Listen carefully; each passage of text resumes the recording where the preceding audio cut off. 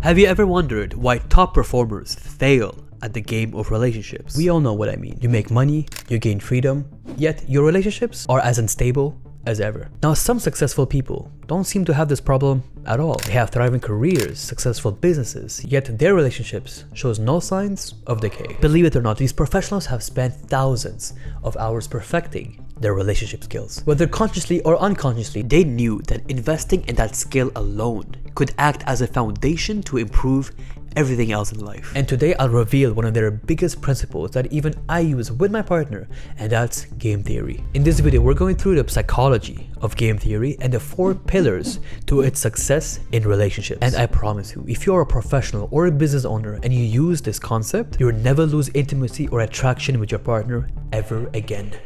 Let's start with what game theory actually means, because relationships play this 24/7. Picture this. Why is that every time a partner stops putting consistent effort, the other stops investing? Why is it that when your partner screams at you, you feel like screaming back? This is game theory in action. It's the study of how people behave when outcomes depend on each other. In simple terms, when something unfair is happening to you, should you A, protect yourself first, or should you B, be more considerate of others? According to psychologist Robert Axelrod, who invented this concept, the answer is simple. Implement the T4T strategy, tit for tat, a game that is all about treating the other the way they treat you, which is the first pillar successful couples use in relationships. This is what I call applying the mirror effect, a law that states that as long as you reciprocate your partner's energy towards you, you're good to go. Now, please listen to this, because a lot of people misunderstand this one. A lot of people think that this means matching intensity and behavior. She screams at you,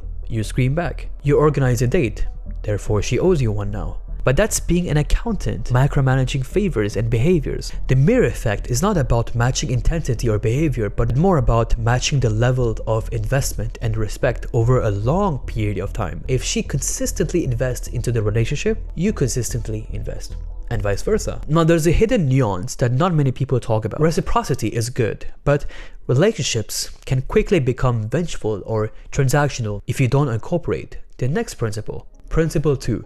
Generous cooperation. The thing is, reciprocity only works if cooperation is your default mode. When the psychologist tested the T4T strategy, he ran into a fundamental weakness. You see, he gathered 14 different personality types and when them go against each other and see which one would come on top. The T4T strategy failed every time it went against the selfish system. I mean, how can it? If you are programmed to treat the way that you treat others and you are treated unfavorably, then obviously you will treat the other unfavorably too. This is why Axelrod added 2 additional rules to T4T.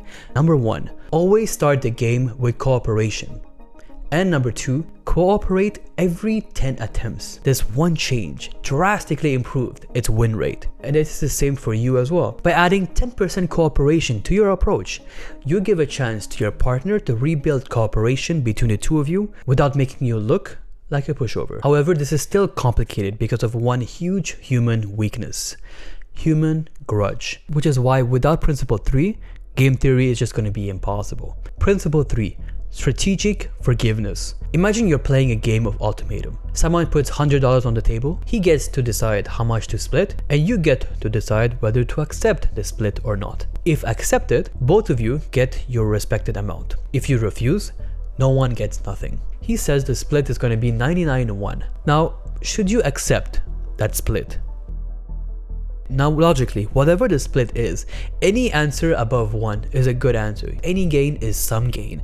However, most people would reject it. They would rather lose the dollar just to punish the disrespect. But that same instinct shows up in couples. Your partner disappoints you once, and instead of fixing it and moving on, you keep the grudge alive. Forgiveness in game theory doesn't mean pretend it didn't happen. It means you call it out, you correct it, and you set the standard. But once your partner does repair, you need to drop the grudge fast and forgive fast. Because the goal isn't punishment.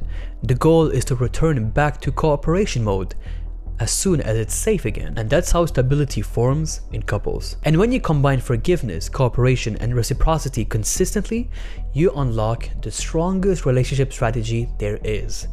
Principle 4. Building a trust architecture. The strongest relationships are not the ones with no problems.